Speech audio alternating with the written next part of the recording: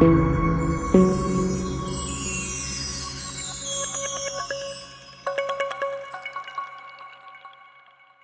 दोस्तों, the study के YouTube channel पर आप सभी का स्वागत है। इतिहास विषय को लेकर लोगों की समझ विकसित करने में द स्टडी संस्थान शुरू से ही समर्पित रहा है। इसी क्रम में आपकी आगामी संघ एवं राज्य सिविल सेवा परीक्षाओं को ध्यान में रखते हुए द स्टडी संस्थान क्विक रिवीजन ऑफ हिस्ट्री नाम से एक नई सीरीज शुरू कर रहा है, जो आपकी प्रारंभिक एवं मुख्य परीक्षाओं के लिए उपयोगी साबित होगी। तो चलिए ज्यादा समय न लेते हुए शुरू करते हैं आज के टॉपिक से। हमारा पहला टॉपिक होगा प्राचीन भारतीय इतिहास के स्रोत। टॉपिक शुरू करने से पहले हम इतिहास का संक्षिप्त परिचय जान लेते हैं। इतिहास अतीत में किए गए मानव प्रयास की क्रमबद्ध कहानी है। वर्तमान के प्रकाश में अतीत का अध्ययन ही इतिहास कहलाता है। इसके अंतर्गत विगत घटनाओं का चिंतन किया जाता है, जिससे हमारी और हमारे समाज की दिशा व दशा का निर्धारण कर भविष्य को सुरक्षित रखने का प्रयास किया जाता है। वर्तमान मानव का स्वरूप क्रमिक विकास का ही परिणाम है। इतिहासकारों ने इसके अध्ययन को सरल बनाने हेतु इसे कई भागों में वर्गीकृत किया है। जिस काल का कोई लिखित साक्ष्य नहीं मिलता है उसे प्रागैतिहासिक काल कहते हैं, जैसे पाषाण काल। जिस काल में लिपि के साक्ष्य तो मिलते हैं किंतु लिपि को अभी तक पढ़ा नहीं जा सका है उसे आद्य ऐतिहासिक काल कहते हैं, जैसे सैंधव सभ्यता। जब से लिखित विवरण प्राप्त होते हैं उसे ऐतिहासिक काल कहा गया, जैसे 6ठी शताब्दी ईसा पूर्व का काल या महाजनपद काल। इन सभी काल क्रमों का अध्ययन हम ऐतिहासिक साक्ष्यों के आधार पर करते हैं। इन्हें दो वर्गों में बांटा गया है, पुरातात्विक साक्ष्य एवं साहित्यिक साक्ष्य। प्राचीन भारत के निवासियों ने अपने पीछे अनगिनत भौतिक अवशेषों को छोड़ा है, जिन्हें पुरातात्विक साक्ष्य कहते हैं। इनके अंतर्गत अभिलेख, स्मारक एवं भवन, सिक्के, मूर्तियां, चित्रकला एवं मोहरों को शामिल किया जाता है। तो चलिए शुरू करते हैं अभिलेखों से। प्राचीन भारत में अधिकांश अभिलेख पाषाण शिलाओं, स्तंभों, ताम्रपत्रों, दीवारों एवं प्रतिमाओं पर उत्कीर्ण किए गए हैं। इनका अध्ययन पुरालेख शास्त्र या एपिग्राफी कहलाता है तथा इनकी एवं अन्य पुराने दस्तावेजों की प्राचीन तिथि के अध्ययन को पुरालिपि शास्त्र या पैलियोग्राफी कहते हैं। सबसे पुराने अभिलेख हड़प्पा संस्कृति के मोहरों पर मिलते हैं, जिन्हें अभी तक पढ़ा नहीं जा सका है। सबसे प्राचीन अभिलेखों में मध्य एशिया के बोगज कोई से प्राप्त अभिलेख हैं। इन पर वैदिक देवता मित्र, वरुण, इंद्र और नासत्य के नाम मिलते हैं। इनसे ऋग्वेद की तिथि जानने में मदद मिलती है। सबसे पुराने अभिलेख जो पढ़े जा चुके हैं वे हैं 3री सदी ईसा पूर्व के अशोक के अभिलेख। अशोक के अधिकांश अभिलेख ब्राह्मी लिपि में हैं, जो बाएं से दाएं लिखी जाती थी। इसके अलावा कुछ अभिलेख खरोष्ठी लिपि में भी हैं, जो दाएं से बाएं लिखी जाती थी। साथ ही पाकिस्तान और अफगानिस्तान के अभिलेखों में यूनानी एवं अरमाइक लिपियों का भी प्रयोग हुआ है। सर्वप्रथम 1837 में जेम्स प्रिंसेप ने ब्राह्मी लिपि में लिखित अशोक के अभिलेख को पढ़ा था। मास्की, गुर्जरा, नेट्टूर एवं उदयगोलम से प्राप्त अभिलेखों में अशोक के नाम का स्पष्ट उल्लेख है, जबकि अन्य अभिलेखों में उसे देवा नाम पियदसी अर्थात देवों का प्यारा कहा गया है। अभिलेखों को राजकीय अलग अलग वर्गों में बांटा जा सकता है। राजकीय अभिलेखों में अधिकारियों एवं जनता के लिए जारी किए गए सामाजिक, धार्मिक एवं प्रशासनिक राज्यादेशों एवं निर्णयों की सूचनाएं मिलती हैं। आनुष्ठानिक अभिलेखों को बौद्ध, जैन, वैष्णव, शैव आदि संप्रदायों के अनुयायियों ने उत्कीर्ण करवाया। आगे प्रशास्त्रियों का प्रचलन प्रारंभ हो गया, जिनमें राजाओं की विजयों की प्रशंसा की जाती थी।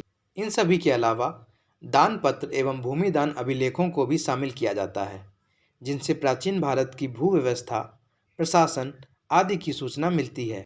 ये अभिलेख अधिकतर ताम्रपत्रों पर उकेरे गए हैं। गैर सरकारी अभिलेखों में यवन राजदूत हेलियोडोरस का बेसनगर से प्राप्त गरुड़ स्तंभ लेख उल्लेखनीय है, जिससे भागवत धर्म के विकास की जानकारी मिलती है। चलिए अब बात करते हैं स्मारक और भवनों की। स्मारक और भवनों से संबंधित काल की आध्यात्मिकता एवं धर्मनिष्ठा की जानकारी मिलती है, जैसे हड़प्पा और मोहनजोदड़ो की खुदाई से सिंधु सभ्यता के विषय में पता चलता है। अतरंजी खेड़ा से प्राप्त लोहे के साक्ष्य 1000 ईसा पूर्व में लोहे के प्रचलन के विषय में बताते हैं। महल एवं मंदिर तत्कालीन सांस्कृतिक पहलुओं की जानकारी प्रदान करते हैं। अब बात करते हैं सिक्कों की। अभिलेख, स्मारक और भवन के अतिरिक्त प्राचीन राजाओं द्वारा जारी किए गए सिक्कों से तत्कालीन राजनीतिक एवं आर्थिक व्यवस्था की जानकारी प्राप्त की जाती है। सिक्कों के अध्ययन को मुद्रा शास्त्र या न्यूमिस्मेटिक्स कहते हैं। पुराने सिक्के तांबे, चांदी, सोने और शीशे के बनते थे। प्राचीनतम सिक्कों को आहत सिक्के या पंचमार्क सिक्के कहा जाता है, क्योंकि इन्हें ठप्पा मारकर बनाया जाता था। इन पर पेड़, मछली, सांड, हाथी, अर्धचंद्र आदि के चिन्ह बने होते थे। आरंभिक सिक्कों पर इस तरह कुछ प्रतीक चिन्ह मिलते हैं। परंतु बाद के सिक्कों पर राजाओं और देवताओं के नाम तथा तिथियां भी उल्लिखित मिलती हैं। इन सिक्कों के उपलब्धि स्थान से राजनीतिक विस्तार एवं तिथि क्रम की जानकारी मिलती है। सबसे अधिक सिक्के मौर्योत्तर काल में बने, जो विशेषता सीसे, पोटिन, तांबे, कांसे, चांदी और सोने के हैं। सातवाहनों ने सीसे तथा गुप्त शासकों ने सोने के सर्वाधिक सिक्के जारी किए। इन सब से पता चलता है कि व्यापार वाणिज्य विशेषता मौर्योत्तर काल एवं गुप्त काल के बीच अधिक विकसित अवस्था में रहा। सिक्कों पर लेख लिखने का कार्य सबसे पहले यवन शासकों ने प्रारंभ किया। सिक्कों पर राजवंशों और देवताओं के चित्र, धार्मिक प्रतीक और लेख भी अंकित रहते हैं, जो तत्कालीन कला और धर्म पर प्रकाश डालते हैं। चलिए अब बात करते हैं मूर्तियों की। प्राचीन भारतीय इतिहास में मूर्तियों का निर्माण कुषाण काल से आरंभ होता है। इस काल में गांधार, मथुरा एवं अमरावती मूर्तिकला शैली का विकास हुआ। जहां गांधार मूर्तिकला शैली पर वैदेशिक प्रभाव है, वहीं मथुरा व अमरावती शैलियां स्वदेशी हैं। अब बात करते हैं चित्रकला की। चित्रकला से तत्कालीन समाज के मनोभावों को समझने में मदद मिलती है। जैसे अजंता के गुफा चित्र प्राचीन कलात्मक उपलब्धियों की विरासत हैं। इनमें बोधिसत्व पद्मपाणि के चित्र, मणासन राजकुमारी के चित्र से कलात्मक उन्नति का पूर्ण आभास होता है। अब बात करते हैं मुहरों की। अवशेषों से प्राप्त मुहरों से प्राचीन भारत का इतिहास लिखने में बहुत सहायता मिली है। मुहरों से व्यापारिक, धार्मिक, आर्थिक जीवन के बारे में पर्याप्त जानकारी मिलती है। हड़प्पा, मोहनजोदड़ो और बसाड़ से प्राप्त मिट्टी के मुहरों में बने धार्मिक प्रतीकों से उनके आध्यात्मिक पक्ष के विषय में जानकारी मिलती है।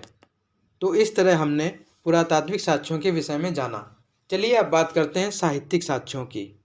साहित्यिक साक्ष्यों को हम धार्मिक साहित्य एवं लौकिक साहित्य में वर्गीकृत करके अध्ययन करते हैं। धार्मिक साहित्य के अंतर्गत ब्राह्मण एवं ब्राह्मणेतर ग्रंथों की चर्चा की जाती है।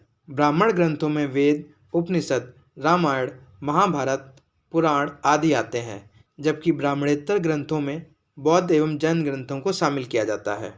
यह साहित्य प्राचीन भारत की सामाजिक एवं सांस्कृतिक स्थिति पर प्रकाश डालता है। ऋग्वेद के काल को 1500 से 1000 ईसा पूर्व के मध्य का मानते हैं तथा 1000 से 500 ईसा पूर्व के बीच यजुर्वेद, सामवेद, अथर्ववेद, ब्राह्मणों, आरण्यकों एवं उपनिषदों का विकास हुआ। ऋग्वेद में मुख्यतः देवताओं की स्तुतियां हैं, परंतु बाद के वैदिक साहित्य में स्तुतियों के साथ साथ कर्मकांड, जादू टोना और पौराणिक आख्यान भी हैं। उपनिषदों में हमें दार्शनिक चिंतन देखने को मिलते हैं। वेदों को अच्छी तरह समझने के लिए 6 वेदांगों की रचना की गई है, जो इस प्रकार हैं: शिक्षा, उच्चारण विधि, कल्प, कर्मकांड, व्याकरण, निरुक्त, भाषा विज्ञान, छंद और ज्योतिष। महाभारत, रामायण और प्रमुख पुराणों का अंतिम रूप से संकलन 400 ईस्वी के आसपास हुआ प्रतीत होता है। पुराणों की संख्या 18 है, जो प्राचीन काल से लेकर गुप्त काल तक की ऐतिहासिक घटनाओं के विषय में जानकारी उपलब्ध कराते हैं। इनके रचनाकार लोमहर्ष एवं उनके पुत्र उग्रश्रवा हैं। मत्स्य पुराण सबसे प्राचीन एवं प्रामाणिक है। जैन एवं बौद्ध ग्रंथों में ऐतिहासिक व्यक्तियों एवं घटनाओं का उल्लेख मिलता है। प्राचीन बौद्ध ग्रंथ पाली भाषा में लिखे गए थे। इनसे गौतम बुद्ध के जीवन के साथ साथ मगध, उत्तरी बिहार एवं पूर्वी उत्तर प्रदेश के कई शासकों की जानकारी मिलती है। जैन ग्रंथों की रचना प्राकृतिक भाषा में हुई थी। इनके आधार पर हमें महावीर कालीन बिहार एवं पूर्वी उत्तर प्रदेश के राजनीतिक इतिहास के पुनर्निर्माण में सहायता मिलती है। आइए अब बात करते हैं लौकिक साहित्य की। लौकिक साहित्य के अंतर्गत ऐतिहासिक ग्रंथों, जीवनियों, धर्मसूत्र, स्मृतियों एवं टीकाओं को शामिल किया जाता है। ऐतिहासिक ग्रंथों में कौटिल्य का अर्थशास्त्र अत्यंत महत्वपूर्ण ग्रंथ है। इसमें प्राचीन भारतीय राजतंत्र तथा अर्थव्यवस्था के अध्ययन के लिए महत्वपूर्ण सामग्री मिलती है। कल्लण द्वारा रचित राजतरंगिणी भी विशेष रूप से उल्लेखनीय है। यह संस्कृत साहित्य में ऐतिहासिक घटनाओं के क्रमबद्ध इतिहास लिखने का प्रथम प्रयास है, जिसमें आदिकाल से लेकर 1151 ईस्वी के आरंभ तक के कश्मीर के प्रत्येक शासक के काल की घटनाओं का क्रमानुसार वर्णन दिया गया है। अर्ध ऐतिहासिक ग्रंथों में पाणिनि की अष्टाध्यायी, कात्यायन की वर्तिका, पतंजलि का महाभाष्य, कालिदास का अभिज्ञान शाकुंतलम, मालविकाग्निमित्रम आदि रचनाएं शामिल की जाती हैं। जीवनियों में अश्वघोष द्वारा रचित बुद्ध चरित, बाणभट्ट की हर्ष चरित, विल्हड़ की विक्रमांक देवचरित आदि शामिल की जाती हैं।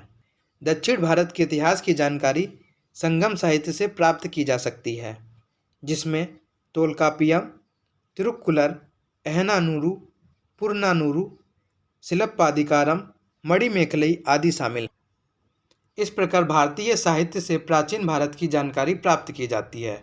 इसके अलावा विदेशी साहित्य या विदेशी विवरणों को भारतीय साहित्य का अनुपूरक बनाया जा सकता है। पर्यटक बनकर आए या भारतीय धर्म को अपनाकर अनेक यूनानी, रोमन और चीनी यात्री भारत आए और अपनी आंखों देखे भारत के विवरण को लिखकर छोड़ा। आइए बात करते हैं यूनान एवं रोम के लेखकों की। यूनान के प्राचीन लेखकों में टेसियस तथा हेरोडोटस के नाम प्रसिद्ध हैं। टेसियस ईरान का राज्य वैद्य था। इसके वर्णन अधिकांश कल्पित कहानियां हैं। हेरोडोटस को इतिहास का पिता कहा जाता है। इसके द्वारा 5वीं सदी ईसा पूर्व में लिखी गई हिस्टोरिका में भारत और फारस के संबंधों का वर्णन मिलता है।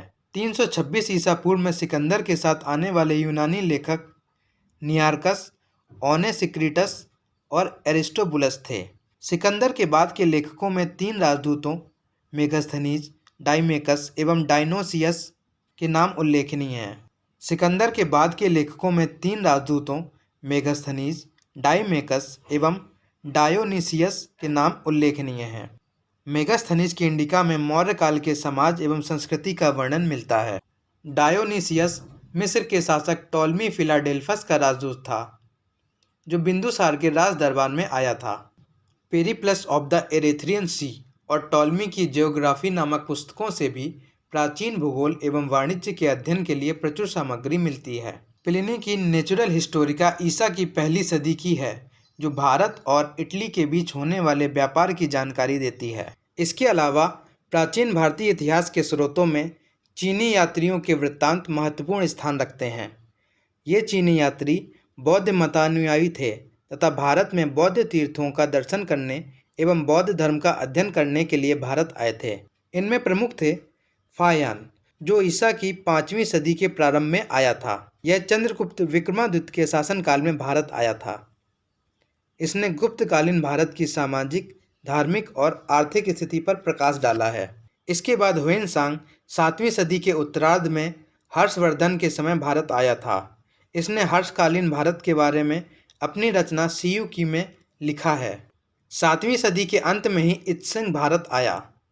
इसने अपने विवरण में नालंदा विश्वविद्यालय, विक्रमशिला विश्वविद्यालय तथा तत्कालीन भारत का वर्णन किया है। तो दोस्तों, इस प्रकार हमने प्राचीन भारतीय इतिहास के महत्वपूर्ण स्रोतों से संबंधित टॉपिक को कवर किया। नेक्स्ट लेक्चर में हम इससे आगे बढ़ते हुए पूर्व ऐतिहासिक काल के विषय में जानेंगे। तब तक हमारे साथ बने रहिए और हमारे चैनल को लाइक और सब्सक्राइब जरूर करें। Thank you.